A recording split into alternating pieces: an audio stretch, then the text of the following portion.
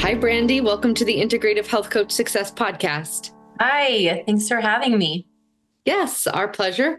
Really looking forward to our conversation. I think we have a lot of things in common. And so we're going to have a conversation that I think a lot of women can relate to for sure, especially if they're in our shoes themselves or if they have lots of clients who are. So looking forward to it. What I would love to do to start is, could you share with our listeners a little bit about what you're currently doing with your IHP certification? And then we can talk about how you got there, maybe how you found Dr. Cabral and IHP, and then we'll get into our topic. All right, sounds good. So I got into what I'm currently doing, actually, is I'm working with a lot of women, primarily really that are dealing with symptoms that when going to a conventional doctor, they weren't able to identify anything. And so they found me through researching, coming across a lot of the clients I work with are people that started off, I knew who they were, and they came to me. They felt comfortable when they saw that I was posting a lot of information about health. I'm very into it. And so they felt it was a safe person to come to. So they came to me and started working with them. All of my clients have been women so far, and most of them have children. And so it's been something that we've connected over. I have 3 children myself. And so I work primarily virtually. Most of my clients are people that I've gotten over social media. And so that's where I'm at. Yes, that's great. And I think so much of that, like, relatability is a huge piece of the puzzle, right? When it comes to like building that, like, no trust it's oftentimes, or at least I know I would have a hard time trusting the advice of a 24-year-old who doesn't have kids and doesn't know what it's like to be sleep deprived, or know what it's like to have to like fit in, my exercise somewhere in a random part of the day, right? And being able to, as a mom, talk to another mom who's also done it herself or has been effective at coaching other moms, right? It has a different feel. So I'm sure that relatability with clients is a huge part of like their like, know, and trust in working with you. Yeah, I definitely feel that that's true. And it's surprising because a lot of people I have relationships with, and they didn't feel comfortable coming to anybody because I think maybe they've been dismissed so many times that they're fine. It's just, you're a mom, you're overworked, you're stressed, you're lacking sleep. And that's a normal thing. And so I think they feel very hesitant to speak out about it. And I'm finding more and more as people are speaking out about it, they're realizing I should have done this all along. I could have felt so much better. It's not a normal thing, even though it's common. Of course. Yes. And I think too, a lot of women who can tend to be grateful, right? I'm grateful for my 3 kids. I'm grateful for all of the opportunities that I have, my job, my this, my that. And they can kind of feel like, okay, well, can I be grateful and really want a lot of other things to change at the same time, right? I think women can kind of get caught up in like, it's fine. Many other women are dealing with things way worse, and like, why should I need or want more for myself? And I think that the more we kind of show up for ourselves, we're able to kind of give the permission for other women to show up for themselves too. Absolutely. I think it is a society thing that we've learned that we need to be selfless and our kids come first. And while that is important and that is true, taking care of ourselves is also really important. We can't be the best mom, wife, sister, daughter, whatever you need to be, coworker, without feeling your best, or at least feeling well.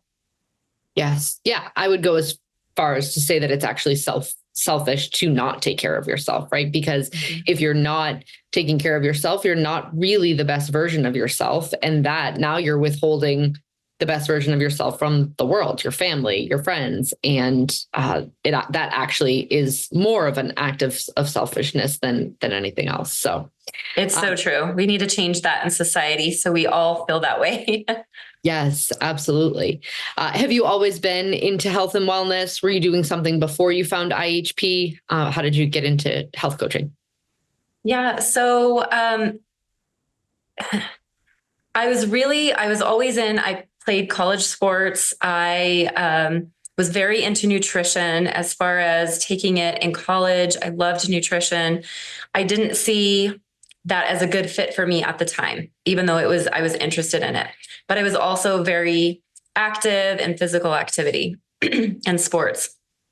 Fast forward, had my children and started having crazy symptoms that kept going to the doctor. I honestly felt I was to the point that I felt like I will not wake up. I'm afraid of not seeing my kids. And I had a doctor, conventional medicine doctor, who was a friend. He worked in the emergency room. And I, out of desperation, texted him one night and said, I've been to so many doctors and specialists and been checked for everything. They keep telling me I'm fine. I'm not.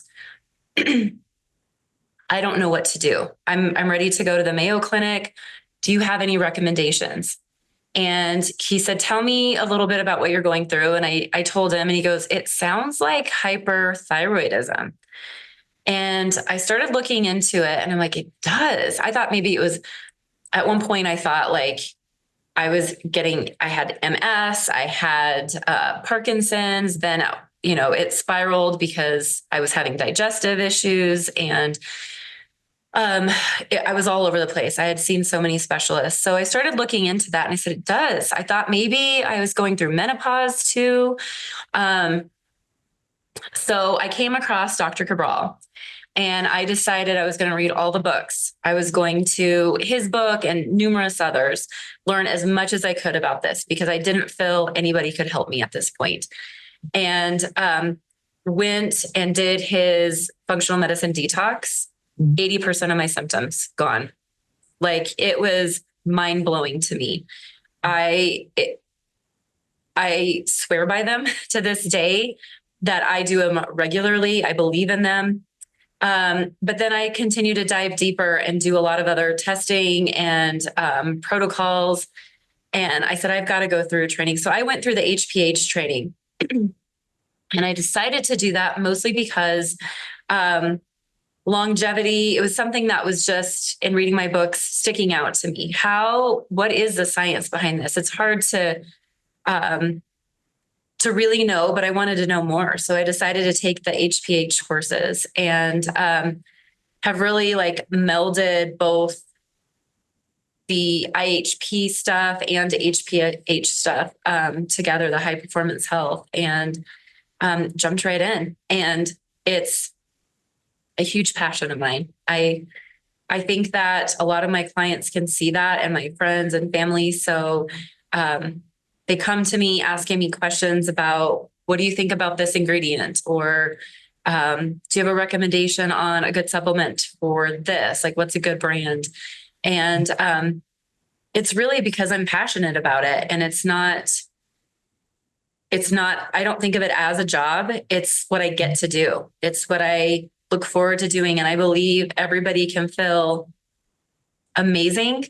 And the symptoms that we've dismissed, I mean, I went back and looked thinking about symptoms that I had for over a decade, but really just dismissed as it's just life. Like that's what happens, right? Like your body hurts, your digestion as you get older gets a little bit more sluggish. You're going to gain weight as you grow older. These are just things that happen.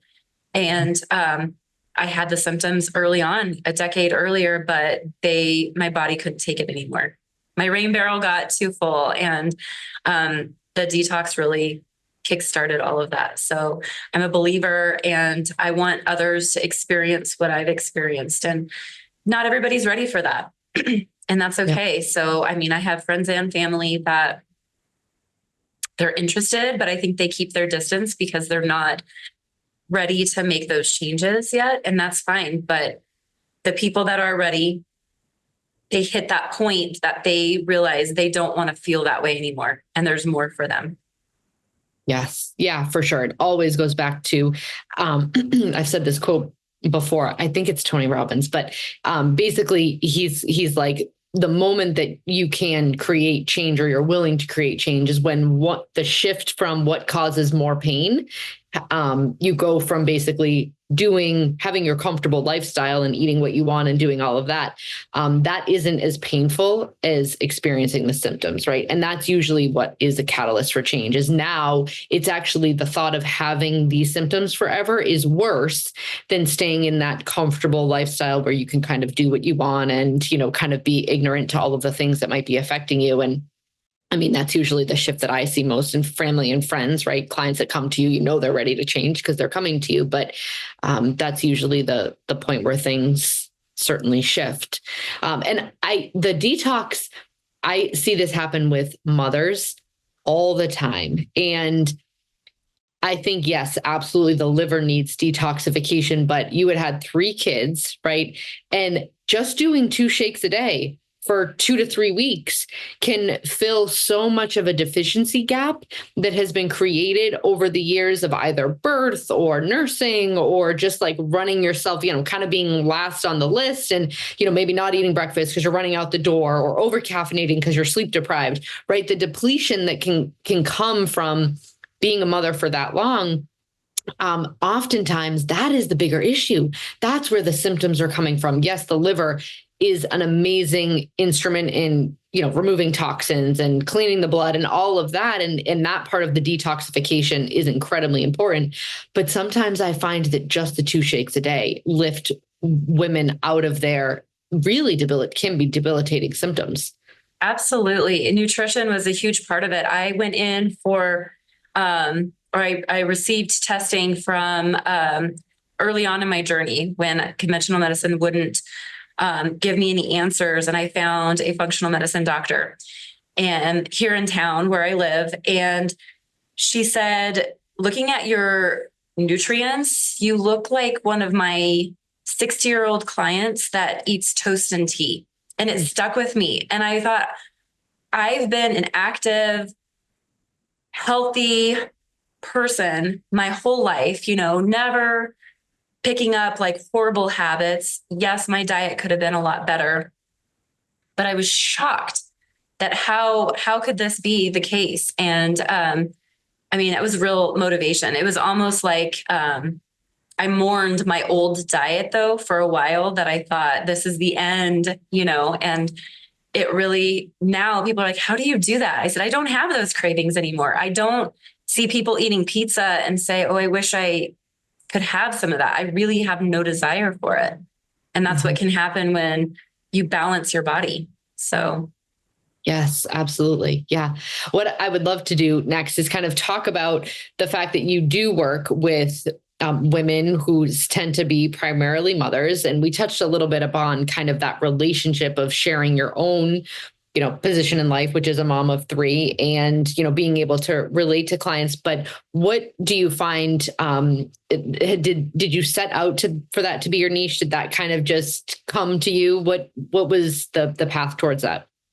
No, in the beginning, really, I struggled getting started because I felt like I had to have every aspect of this business tied up. I needed to, I needed to have the niche. I needed to have a website. I needed to have my social media ready to go. And I really just found that it was, whatever the saying is, by paralysis, like I was not making any headway. I had to just jump in and get started and figure things out as I went. And so I did that. And as I started getting clients, I was finding that a lot of my clients were moms. And a lot of their concern was, how do I make these changes while balancing a job and my children's demands? And we love children, right? But it is like another job. And it's a very important job. So we take it very seriously, but it still wears us down. And so how do we go about changing our diet while thinking about our family? It's going to affect them, right? And how do I maintain an exercise routine when I'm working full time and I have my kids' activities in the evening? How do I get in a sauna or a detox where I'm fasting for 2 days. How is this manageable for me? And so I think addressing those issues for women who have kids is really important, because it's one thing to say, these are the things you need to do. Here's your plan. But it's another to say, I understand. I'm in your shoes. I understand the struggles with this. You understand the importance of it. Now let's find a way to not overwhelm you and make it happen. Yes. Yeah. I love the fact that you put in the overwhelm piece, because the truth is most moms do have either some sense of physical overwhelm, like they're doing all the things, or they have the mental overwhelm, which is usually more of the debilitating overwhelm, if you ask me, right? Like keeping all the things in their head straight. And so sometimes if you're dealing with let's just say a depleted woman who's, maybe again had 3 births, she maybe has or has not nursed for a period of time, there's likely some sort of depletion if she doesn't have a sense of, health knowledge. Now there's like more brain fog, right? So like you're actually dealing with like less of a cognitive attention, plus all of the overwhelm, and being able to say like, I get it, building that connection first, right? And I think that when we, first started talking before we started recording, like I could tell that was what your passion was, and creating the connection with another mom and being like, look, I get it. This is hard, but you can still do it because I've done it, because it's worth it, because it's important, because it's not only important for you, but for the people that you take care of, that you love. And that is so much more motivational than a gentleman telling you that, right? Or, maybe somebody who's young and doesn't have kids yet, and being able to relate, I think is it's a huge motivator to a client. Do you find that, do clients articulate that to you? I mean, we know it's true, but do you find that women articulate that? Yeah, I think that they do, because in the beginning, I didn't realize that was something I needed to address with some of my clients. And I would give them the plan, and I realized it was too much for them. So we scaled back, but then I started integrating some of the techniques that I use in order to make it more feasible for moms in general, but working moms, busy moms, and not feeling overwhelmed. And really the strategies and techniques can work for anybody. They don't have to have kids. But I felt like that really connected my clients to the whole idea, knowing that this could get better. And like you said, I love that you said the mental load is huge for most women, whether you're a mom or not. We carry that mental load, and people probably think, why do you feel so overwhelmed? But you realize all the stuff that you're trying to keep track of and balance and juggle, and then adding in new routines when you're already established your old, this is my routine, what has been my routine for, decades now. Now I'm being asked to do something new. It becomes an even larger mental load for women to carry. So I think it is really important. And when we think about the health of kids, like for a while there, I was feeling sorry for myself and I was feeling horrible. But then I think about it, that it was meant to happen like this, because now I think my kids and my family will be a lot healthier because of it. The information I know now is going to give them an advantage in being as healthy as they possibly can be. And there's no guarantees, but we try our best. And I wouldn't trade the information I have now and the knowledge and the changes that I've made for anything. I would go through it all over again in order to help anybody out. Yes. Yeah. And it kind of goes back to that things happen, having the mindset of things happening for us instead of to us. And that it was like basically the catalyst that you needed to get you here. And had that not happened, right, maybe you wouldn't have become as health-minded as you are, right? And then that does affect your children. And let's face it, when you're working with moms, the woman in the house does determine a good portion of children's happiness, their own health, right? How they regulate themselves, how they take care of themselves. I think I saw something most recently that like it basically determines a majority of the happiness of like children. When I took a step back last year from my role, I just was not the best version of myself. And what kind of pushed me to pause and take a break and like reevaluate was I could see it affecting my kids. Like my mood, all my outlook, like there was so much. And again, I was doing too much. But when we see it affect our kids in a negative way, it just the same way affect them positively, right? If you go from here to here, well, now it's not affecting them negatively, it's affecting them positively. And now you have healthier, happier kids. And that is a huge, lift of whatever worry from a mom's heart and mind, for sure. Definitely. And I think the more that either a dad, a mom, anybody in the household with the kids realizes the education behind it, you can pass that education along to your kids, teaching them how to read labels. How do we determine that this nut butter is healthier than this nut butter, right? Or why do we pick the foods that we pick to eat? And we have to be educated in that because no one's doing it for us. We have to make sure that we're educated in that. And so I think for any moms that I work with that are going through that, it's important to be compassionate and understand that they're going through a lot. That feels overwhelming to go through their health concerns and issues that they're struggling with. But on top of that, they're trying to possibly work and raise amazing children. And how can we balance this and make it feasible for you to maintain long term? And really, what I see with myself and my clients, we get to the 6-month mark, it becomes second nature. It's like we got to keep that motivation going, and those diet changes that we make and choices that we're making, it's now second nature. We don't have to, it's not as overwhelming. So it's keeping that positive, motivation and showing them, yeah, we all have the bad days. We struggle. We may not be perfect with our diet or exercising, and you have to show yourself some grace, but that's okay. We get through it, and you'll get to a point that this is not something you even have to think about anymore.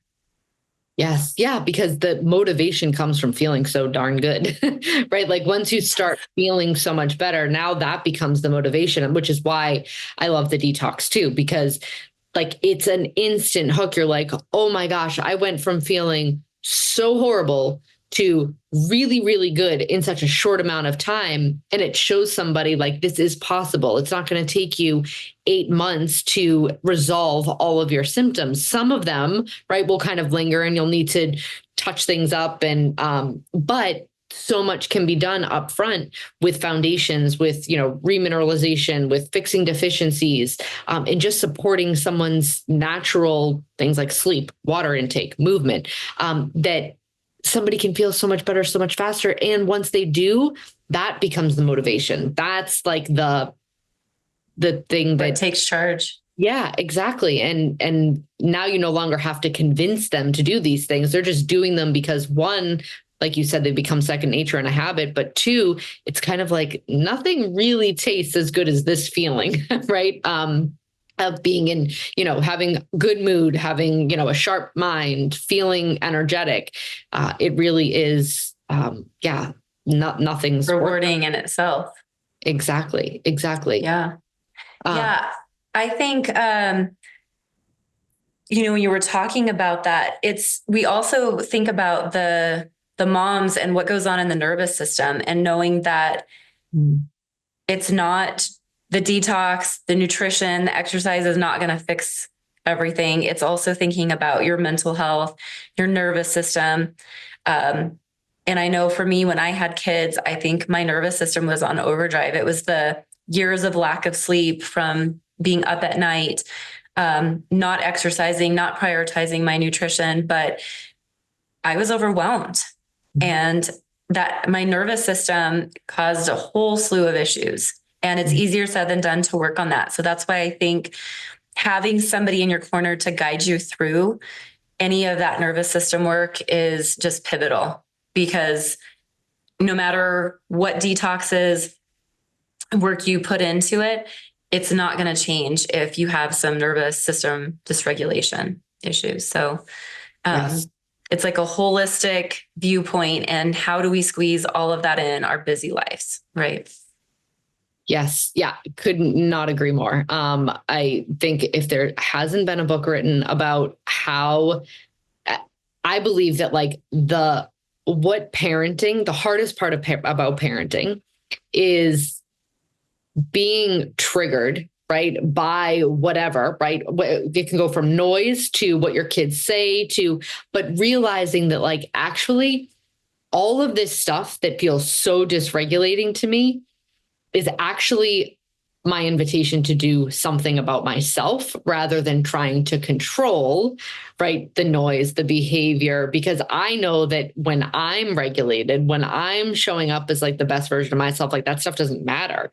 And so is it about controlling everything outside of us? And I think that this is more, it's more hard for women who have more of a controlling personality, or, oldest children who like that control. I think motherhood can be incredibly challenging because of that, because ultimately it's not about how do we control this and fix this, but how do I go inside and heal the thing that feels so out of balance and why this is triggering in the first place, right? And that nervous system, right, whether it's processing emotions, or whether it's just choosing ourselves, right? Choosing to do the workout instead of, making the extra sandwich for the, child that's whining and doesn't want you to leave, right? Somebody else can do that, or right?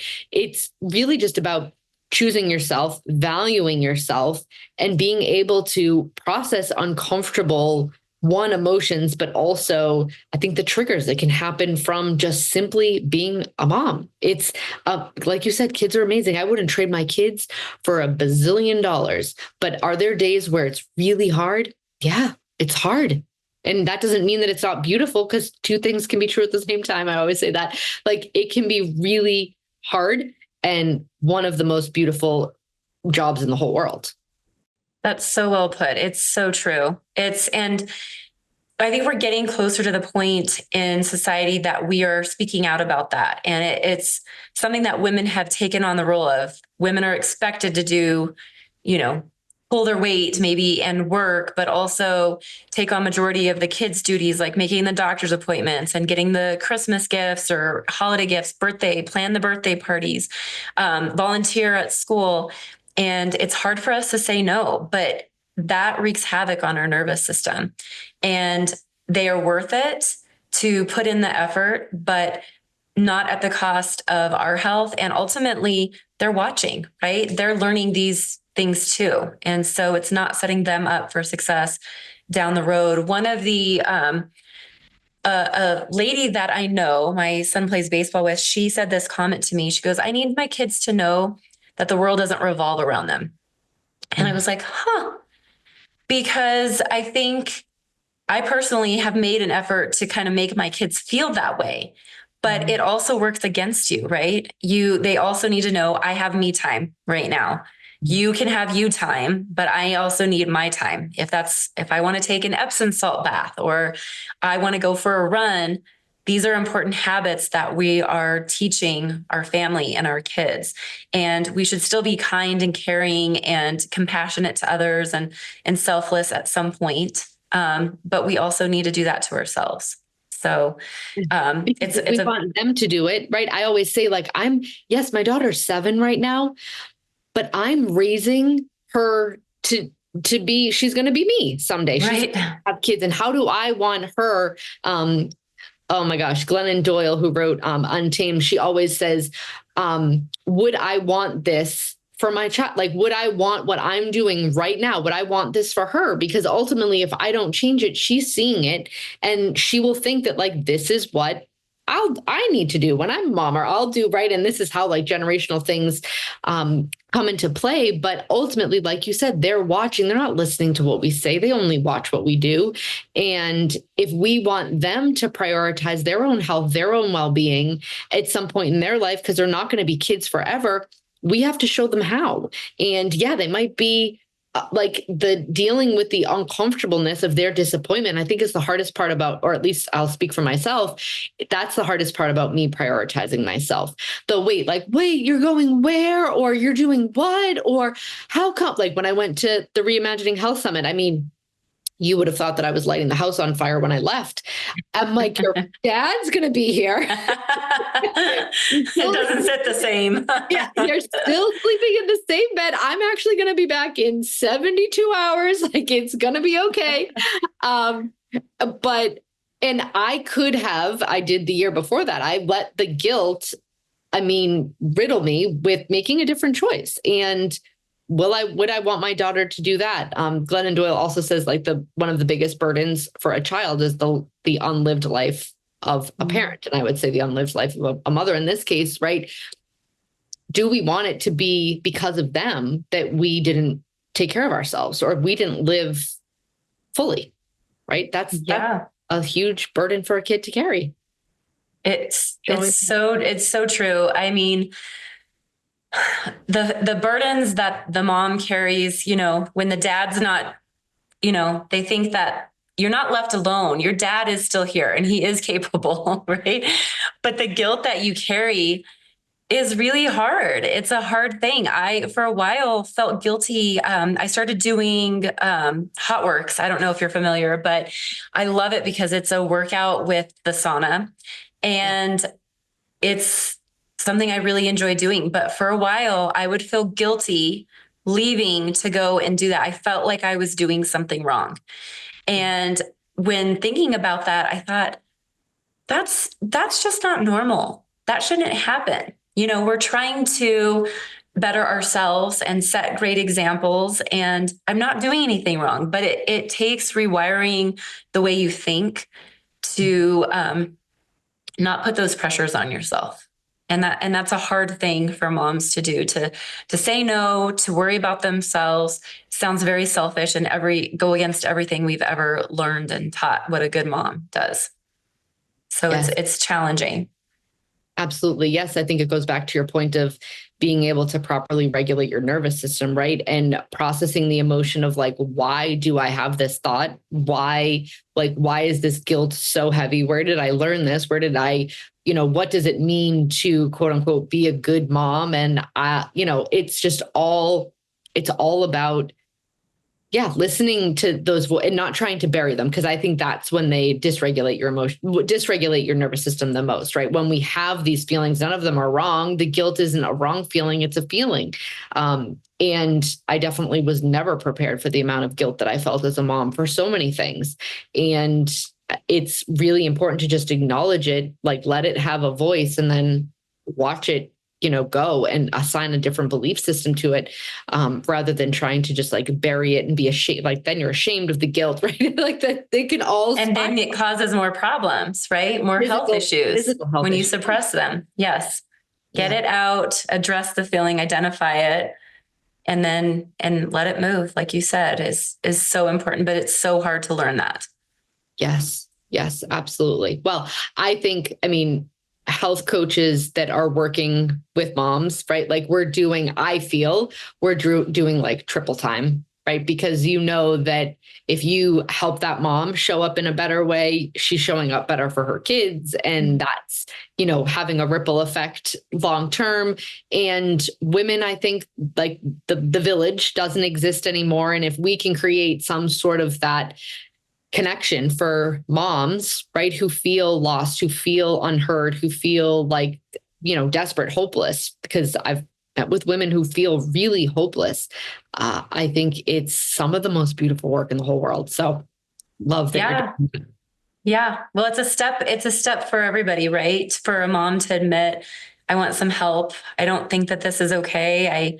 I need some help, and to talk about it. And a lot of times everything's good. We want to paint the picture that we can handle everything. We can take more and more on, but there's a cost to that. Yes. Yeah, absolutely. If anybody's listening and they kind of want to connect further or find out more, where are all the places that you show up? Social media, website, any of that? Yeah, so I'm primarily on Instagram. It's Elite Wellness Living, and it's a dot in between each one. So elite.wellness.living. And also my website is elitewellnessliving.com. So Great. yes, I would love to connect with anyone and everyone, moms or not. Yes, yes. Thank you so much, Brandy, for being a guest on the Integrative Health Coach Success podcast. This was such a great conversation. I think we'll bring lots of, really connection to other coaches who are moms, right? And need to hear this because we're not perfect. And oftentimes we need to be reminded to take care of ourselves too, but also those working with moms in their practice. So thank you so much for being here. And I appreciate it. Thank you so much. Thanks, Brandy. Bye. Bye.